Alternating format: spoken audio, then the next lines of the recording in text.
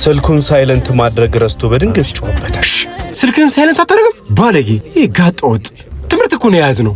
ቀልድ መሰለ? አንተ ያመሃል እንዴ? ነውር እኮ ነው። ስርዓት የሌላችሁ ማፈሪያ። በዚህ ምክንያት ብዙዎች ወቀሱት። እሱም ለመውጣት ተነሳ። ሂድ ውጣ፣ የእግዚአብሔርን ቤት የምትበጠብጡ ማፈሪያ። በስመ አብ ወወልድ ወመንፈስ ቅዱስ። ይህ ወጣት ያንኑ ምሽት ወደ መጠጥ ቤት አመራ።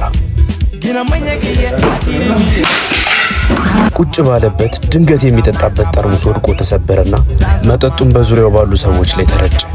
ወደ እርሱም የቀረቡት ሰዎች ሊጮሁበትና ሊደበድቡት መስሎት ተጨነቀ።